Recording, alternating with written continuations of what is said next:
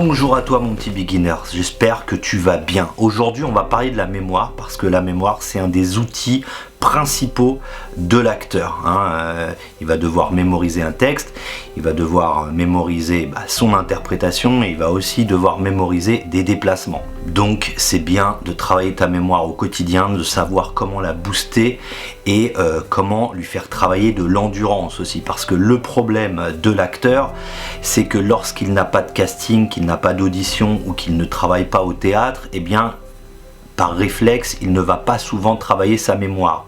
Ce ne sera que lorsqu'il aura un texte à travailler qu'il va aller dans son outil mémorisation, que ce soit une mémoire auditive, visuelle ou kinesthésique en écrivant, eh bien il va la travailler de manière ponctuelle. Mais ça, c'est une grosse erreur justement, car si on veut élargir sa mémoire et la booster le plus possible, eh bien il faut des habitudes quotidiennes, des sortes de réflexes à avoir pour justement l'élargir cette putain de mémoire, car elle va nous servir toute notre vie.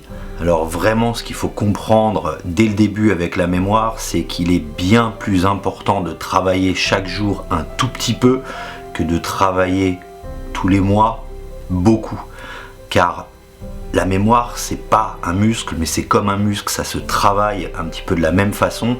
C'est avec de la régularité et avec de l'endurance et de la répétition que votre mémoire va se booster et que votre capacité à emmagasiner des informations et à retraduire ces informations à un moment précis, sera compétente. Donc, au-delà d'apprendre tes textes de temps en temps quand tu dois apprendre un texte pour une scène, je te conseille cet exercice au quotidien. Cet exercice, c'est tout simplement, dans n'importe quel moment de la journée, d'avoir un stylo avec toi. Voilà, fin de l'exercice. Non, dès que tu as une information qui te plaît, qui t'intéresse, qui t'attire, qui relève de ta curiosité, quelque chose que tu as envie de comprendre, que ce soit à la télé, que ce soit à une conférence, dans la rue, d'entendre parler des gens ou de rencontrer un pote qui t'explique quelque chose, c'est de prendre note de certaines choses et vraiment de les écrire. Et le soir, avant d'aller te coucher ou un petit moment dans la journée, prends le temps de réécrire encore une fois ces choses-là en les citant à voix haute. Et si t'as pas bien compris, va faire quelques recherches sur Google ou dans un dico ou j'en sais rien, mais il faut que tu habitues ton cerveau à aller au fond des choses lorsqu'il recherche quelque chose et lorsqu'il veut comprendre quelque chose. Et bien sûr, tu le mets à l'écrit et en plus tu le récites. Pourquoi ? Parce que il y a plusieurs façons de travailler la mémoire, de travailler un texte. Il y en a qui vont avoir à 60% la mémoire visuelle, c'est-à-dire qu'ils vont voir le texte et ils vont s'en souvenir. Ensuite, il y en a qui vont avoir la mémoire auditive, ils ont besoin d'entendre et donc de réciter leur texte à voix haute. Et d'autres vont avoir besoin, comme moi par exemple, d'avoir une mémoire qui va être plus kinesthésique, qui va être plus dans l'action, qui va être avec un geste. Et moi, mon geste, c'est d'écrire. Le fait de me regarder en train d'écrire me fait additionner la vue, le verbe puisque je parle à voix haute et en plus mon écriture qui est une action. Et je pense que c'est la meilleure façon de faire, car lorsque tu combines les trois sens, c'est 3 fois plus puissant. Pense à une phrase très importante d'un poète, je te la cite. Lorsque j'entends, j'oublie. Lorsque je vois et j'entends, je me souviens. Cependant, lorsque j'entends, je vois et j'agis, je comprends.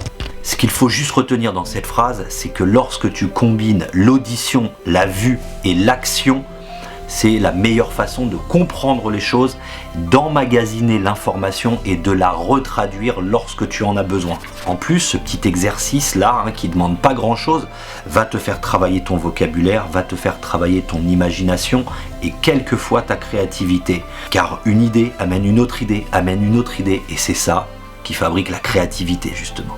Toutes ces fonctions cognitives vont un petit peu s'allier, et ça c'est parce que vous le faites un petit peu tous tous les jours, si vous ne travaillez jamais d'exercices comme ça de mémorisation, eh bien le jour où vous allez devoir beaucoup apprendre, eh bien votre cerveau il va être en panique et il va procrastiner. Il va vouloir faire beaucoup d'autres choses avant de s'attaquer justement à ce pavé, à ce texte. Et croyez-moi, mes élèves, le truc qu'ils redoutent le plus, c'est quand je leur demande d'apprendre un texte. Ils adorent faire plein d'autres choses, mais dès que je leur demande d'apprendre un texte, c'est la panique à bord. Voilà, balance-moi un petit pouce si tu trouves que cette technique peut être intéressante. Parle-en à tes amis. Abonne-toi à la chaîne si tu veux recevoir plein d'autres vidéos. Et bien sûr, la petite cloche, c'est hyper important. Sache que prochainement, il va y avoir une vidéo de formation de 20 minutes gratuite dans mes liens YouTube. Et tu pourras en profiter, mais il faut que tu t'abonnes. Surtout, ne lâche rien. Avec de la persévérance et une méthode de travail, toi aussi tu pourras décrocher ton rôle.